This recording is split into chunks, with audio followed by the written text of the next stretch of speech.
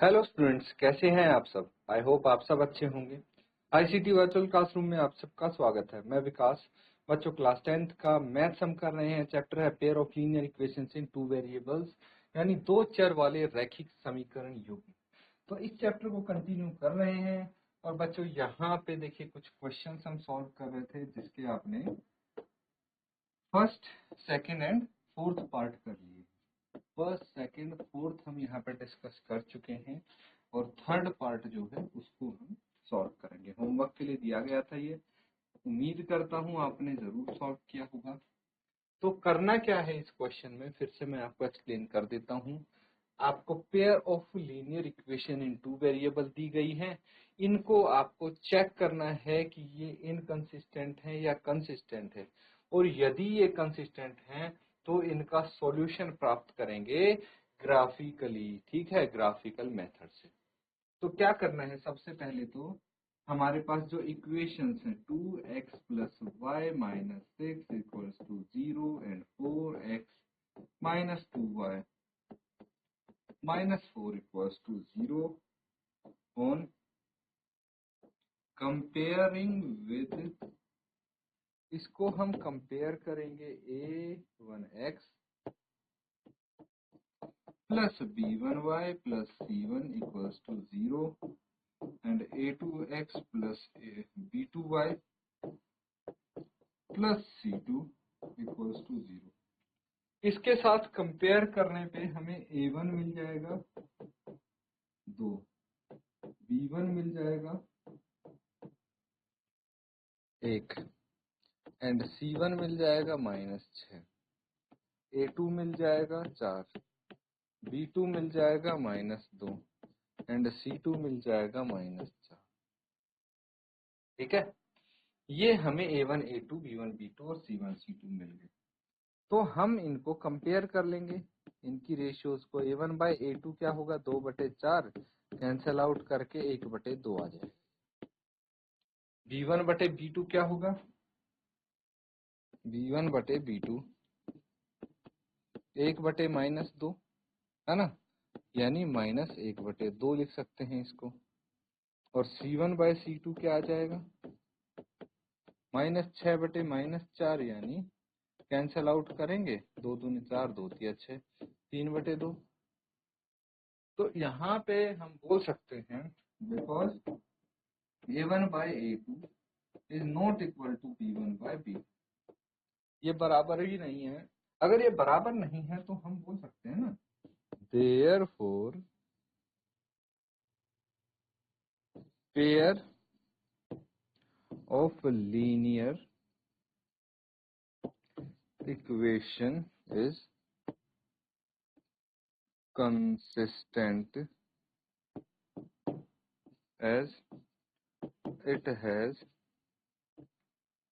Unique solution. इसका unique solution है, इसलिए ये pair of linear equation consistent है। यूनिक सॉल्यूशन कहाँ से पता लगा, बिकॉज a1 बाय a2 का रेशियो b1 बाय b2 के रेशियो के बराबर नहीं है, इसलिए इसको नोट डाउन करेंगे।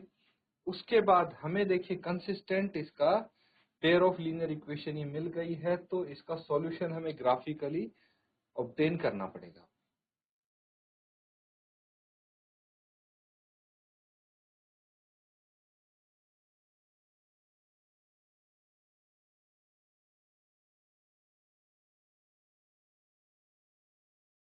ठीक है बच्चों, नोट कर लिया यहाँ तक। चलिए अब हम, हमारे पास पेयर ऑफ लीनियर इक्वेशन क्या है, एक तो है 2x plus y minus 6 equal to 0, 2x plus y minus 6 is equal to 0। ठीक है, यही है। तो अगर मैं y की वैल्यू निकालूंगा तो 6 माइनस 2x आ जाएगा यहाँ से। ठीक है, y equals to 6 minus 2x। अब यहाँ से एक टेबल बना लेते हैं, जिससे हम x और y की वैल्यूज निकालेंगे, जहां से हमें कोऑर्डिनेट्स मिलेंगे। ठीक है, x और y।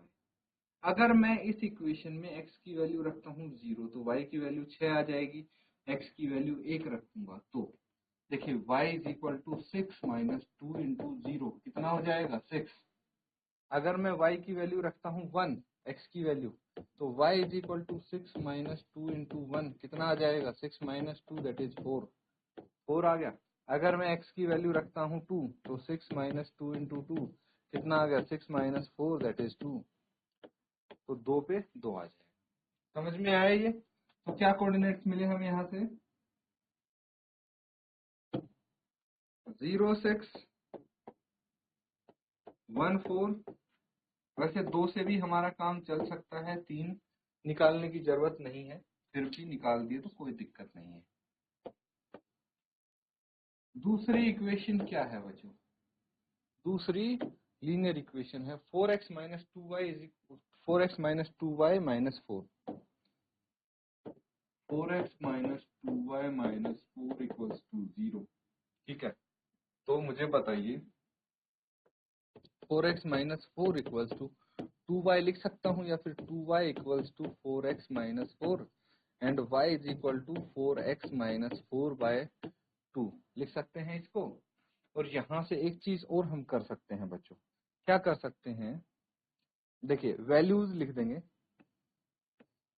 डायरेक्टली कर लेते हैं, कोई दिक्कत नहीं है। एक्स वाई, तो यहाँ पे मैं x की वैल्यू अगर 1 रखूं, ठीक है, तो y की वैल्यू कितनी आ जाएगी, 4 इंटू 1 माइनस 4 बाय 2, यानी 0 बाय 2, 0 आ गई, क्योंकि ये 4 हो जाएगा, 4 माइनस 4 0 आ जाएगा न्यूमरेटर में, इसीलिए, है ना। फिर दूसरे में अगर मैं x की वैल्यू रखूं 2, 4 इंटू 2 माइनस 4 बाय 2 कितना आ जाएगा, 4 दूनी 8, 8 माइनस 4 बटे 2 यानी 4 बटे 2, और ये आ गया 2, तो 2 रखने पे वैल्यू आती है 2। अगर मैं 3 रखूं तो क्या होगा, 4 इंटू 3 माइनस 4 बाय 2, 4 थी 12, 12 माइनस 4 बटे 2 यानी 8 बटे 2, कैंसिल आउट करेंगे 4 आ जाएगा। तो अगर मैंने 3 रखी तो इसकी वैल्यू 4 आई। कोऑर्डिनेट्स हो जाएंगे 1 0, फिर 2 2 एंड 3 4। अब ये जो कोऑर्डिनेट्स आए हैं, इनसे हम ग्राफ पे लाइन बनाएंगे, और लाइन बनाने के पश्चात हम देखेंगे कि वो इंटरसेक्ट कर रही हैं, क्योंकि अगर यूनिक सॉल्यूशन है तो हमारी लाइन इंटरसेक्टिंग होनी चाहिए, और जहां पे वो इंटरसेक्ट होंगी, जैसे यहाँ पे इंटरसेक्ट हो रही हैं, तो ये इसका सॉल्यूशन हो जाएगा। समझ में आ रहा है? तो यहाँ तक नोट करेंगे, फिर इसको आगे सॉल्व करेंगे।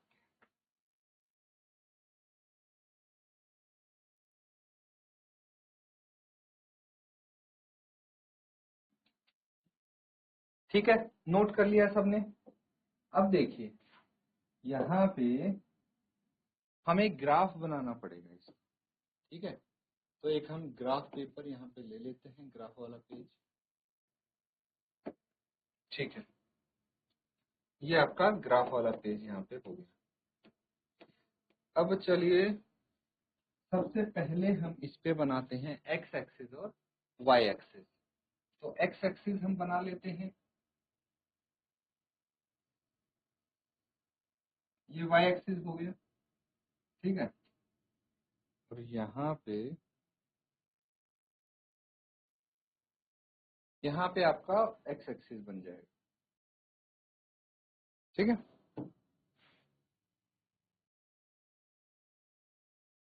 तो ये बन गया हमारा एक्स एक्सिस,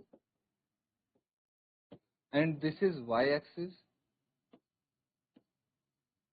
ठीक है। ये आपका एक्स डैश हो जाएगा, and this will be y dash. अब मार्किंग स्टार्ट करेंगे हम। तो मार्किंग देखिए, ये आपका क्या हो गया, ओरिजिन, ठीक है। ये ओरिजिन हो गया, यहाँ पे सब 0 0 है। अब हम इस पे पॉइंट्स मार्क करते हैं, दो इनको हम 1 यूनिट मान लेते हैं, और यहाँ पे 1 हो जाएगा, है ना। 2 बॉक्स का 1 यूनिट मान लेंगे, 2 3 4 5 6, ठीक है।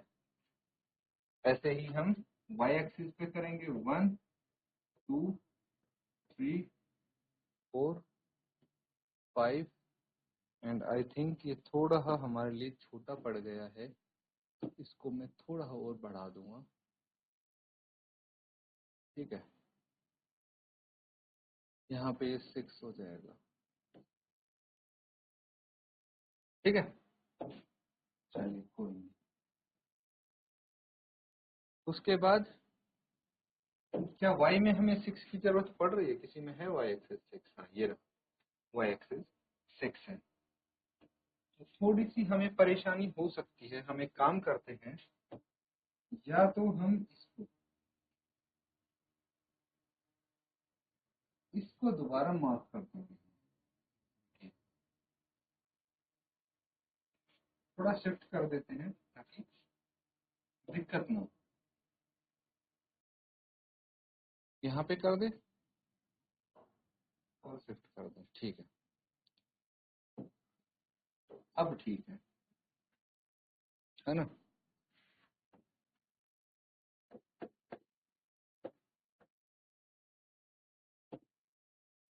ये है आपका x एक्सिस, ये y एक्सिस है। अब मार्क करेंगे पॉइंट्स, यहाँ पे ये आ जाएगा 1, ये तो ओरिजिन हो गया।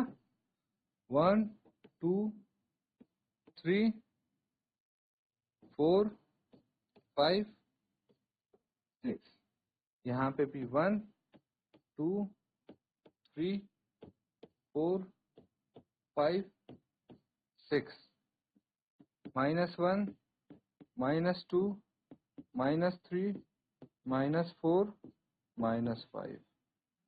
यहाँ पे देखिए -1 -2 -3 -4 -5। ठीक है, तो ये पॉइंट्स तो हमने मार्क कर दिए हैं। अब सबसे पहले हम एक लाइन बनाएंगे, इसके कोऑर्डिनेट्स लिख लेंगे 0 6 1 4 और 2 2। क्या है? 0 6 1 4 और 2 2। ये लाइन बनाने की कोशिश करते हैं। तो सबसे पहले 0 एक्स एक्सिस है, y गया 6 पे, तो ये हो गया 0 6। ठीक है, दूसरा पॉइंट 1 4, x 1 पे y एक्सिस 4 पे, तो यहाँ पे हो गया दूसरा पॉइंट। ठीक है, और तीसरा है 2 2, तो ये रहा 2 और ये रहा 2 2 2, तो 2 2 1 4 और ये यहाँ पे आ गया हमारा 0 6। ठीक है, 3 कोऑर्डिनेट्स मिल गए, तो हम यहाँ पे एक लाइन बना देंगे, मिला देंगे मतलब इन तीनों को।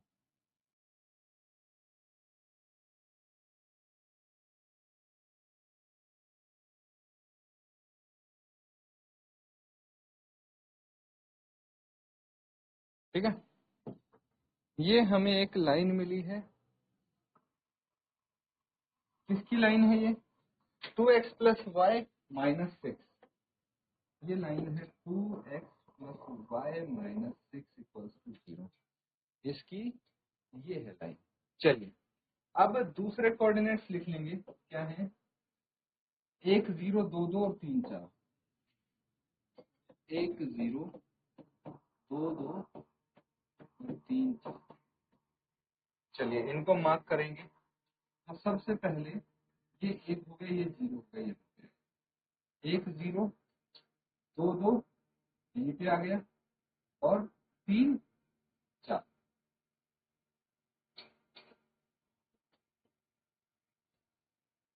तो इसके जो 3 पॉइंट्स हैं इनको हम मिला देंगे।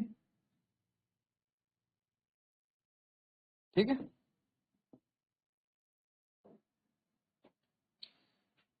अब देखिए ये दोनों लाइन, ये कौन सी लीनियर इक्वेशन है? 4x - 2y - 4। 4x - 2y - 4 = 0, ये वाली इक्वेशन। तो ये दो लाइन है, देखिए आपस में एक दूसरे को क्रॉस कर रहे हैं, इंटरसेक्टिंग लाइन है। तो इसका एक सॉल्यूशन हो गया। सॉल्यूशन यहाँ पे क्या मिला है हमें? ऑब्टेन द सॉल्यूशन बोला है ना, तो ये है जहां पे मीट कर रही है, ये इसका सॉल्यूशन हो गया। यानी x कितना है? 2 और y कितना है? 2। x और y दोनों 2 2 हैं। ठीक है, नोट कर लेंगे।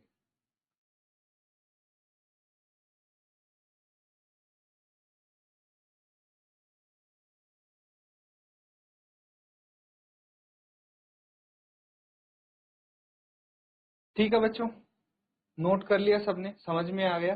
देखिए ग्राफिकली किसी भी पेयर ऑफ लीनियर इक्वेशन को सॉल्व इस प्रकार से हम कर सकते हैं जैसे यहाँ पे आपको उदाहरण के तौर पे दिखाया गया है। अब एक और क्वेश्चन हम करते हैं यहाँ पे और उसको समझते हैं कि ग्राफिकली हम कैसे यहाँ पे इनको सॉल्व कर सकते हैं। ठीक है, देखिए ये वाले तो हम डिस्कस कर चुके थे क्वेश्चंस। ये है एक एग्जांपल, इसको समझने की कोशिश करते हैं। क्या है, form a pair of linear equation. पहले तो बनानी है इससे आपको इक्वेशन, उसके बाद ही तो सॉल्व करेंगे।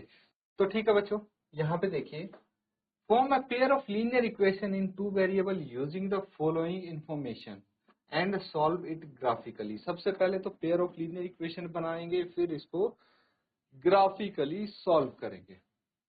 तो क्या बोला गया, 5 years ago Mayank was twice as old as Rajat. वो मतलब 5 साल पहले मयंक रजत से 2 गुना बड़ा था। ठीक है, उम्र में। 10 साल के बाद क्या होता है, Mayank age will be 10 year more than Rajat age. लेकिन जब 10 साल बाद हम चेक करेंगे तो 10 साल बाद जो मयंक की एज है वो रजत की एज से 10 साल बड़ी होगी। तो उनकी जो प्रेजेंट एज है वो आपको बता। तो यहाँ पे सबसे पहले हम क्या करेंगे, जो हमसे पूछा गया है प्रेजेंट एज, उसको मान लेंगे x एंड y। ठीक है, ये सबसे पहला काम है बच्चों हमारा। चलिए अब सॉल्व करते हैं इसको। देखिए मयंक की प्रेजेंट एज हम मान लेते हैं x ईयर्स और रजत की प्रेजेंट एज मान लेते हैं y ईयर्स, है ना। यही बोला गया है, मयंक और रजत की x और y ईयर्स रिस्पेक्टिवली एज मान ली है। अब पहली कंडीशन दी है 5 साल पहले की। तो बताइए 5 साल पहले मयंक की एज कितनी होगी। भाई जो प्रेजेंट एज है उसमें से 5 घटा देंगे। मान लीजिए आज आपकी एज है 15 years, तो 5 साल पहले क्या एज थी। भाई अपनी जो आज की एज है उसमें से 5 साल घटाएंगे, तो इसकी x है तो x में 5 घटा दिए। और रजत की भी y ईयर्स प्रेजेंट एज है तो उसमें से 5 माइनस करेंगे तो उसकी 5 साल पहले की एज आ जाएगी।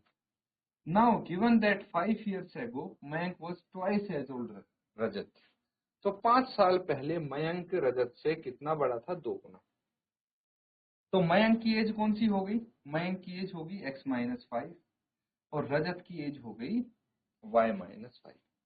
अब सोचिए आपके कोई भैया हैं जिनकी एज आपसे 2 गुनी है, मतलब आपकी 15 है उनकी 30 है एज। ठीक है, 15 साल 30 साल। अब मुझे बताइए कि आपकी एज को और आपके भैया की एज को बराबर बनाने के लिए मैं किसकी एज को 2 से मल्टीप्लाई करूं। ऑब्वियसली जिसकी एज छोटी होगी उसको 2 से मल्टीप्लाई करूंगा तभी वो बड़ी एज के बराबर पहुंचेगी। तो सेम चीज यहाँ पे करेंगे। इन दोनों में से बड़ा कौन है छोटा कौन है, ये देखिए। जब 5 साल पहले की बात है तो मयंक बड़ा है क्योंकि उसकी रजत से 2 गुनी है एज। तो मैं मल्टीप्लाई किसको करूं 2 से बराबर करने के लिए, भाई रजत की एज को, है ना। रजत की एज को मैं 2 से मल्टीप्लाई करूंगा तभी वो मयंक की एज के बराबर आ पाएगा। तो इसमें बहुत बच्चे गलती करते हैं, ध्यान रखना। आपको इसको मल्टीप्लाई नहीं करना है 2 से, रजत की एज को करना है।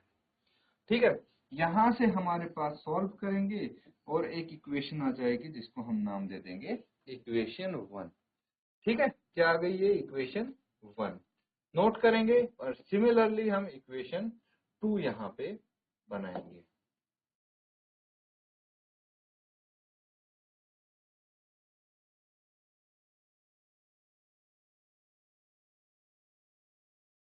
ठीक है, अब देखिए 10 साल बाद क्या होता है। 10 साल बाद 10 years लेटर मयंक की एज जो प्रेजेंट एज है उसमें 10 जुड़ जाएगा और रजत की एज में भी 10 जुड़ जाएगा।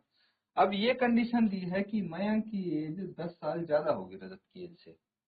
तो फिर से हमें बराबर लाने के लिए जो रजत की एज है उसमें 10 जोड़ना पड़ेगा ताकि वो मयंक की एज के बराबर आ जाए। वही किया है यहाँ पे और एक इक्वेशन बन गई। यहाँ पे क्या बन गई देखिए, इसको मैं एक्स वाई को एक साइड लेके आ गया तो x-y इक्वल्स टू कितना आ गया, ये 10 आ गया। ठीक है, तो ये इक्वेशन 2 होगी। तो अब हमारे पास पेयर ऑफ लीनियर इक्वेशंस क्या आ गई हैं, ये आ गई हैं 1 2। अब यहाँ से हम क्या करेंगे भाई, जैसे हम करते थे, देखिए मैं आपको बता देता हूँ। इन दोनों इक्वेशन से हम x और y की कोऑर्डिनेट्स फाइंड आउट कर लेंगे और उनको जो हमारा ग्राफ होता है इस पे प्लॉट करेंगे और हम देखेंगे कि क्या इसका सॉल्यूशन आता है। जो सॉल्यूशन आएगा वो x और y की वैल्यू आ जाएगी, जो कि एज होगी मयंक की और रजत की। तो इसको कंप्लीट करेंगे आप होमवर्क में। जो इसका ग्राफिकली सॉल्यूशन वाला पोर्शन है वो आपको खुद करना है, इक्वेशंस आपके पास हैं, कर लेंगे इजीली। तो इसको होमवर्क में कंप्लीट करेंगे बच्चों। इसी के साथ आज का सेशन यहाँ पे एंड करते हैं। Thank you and have a nice day.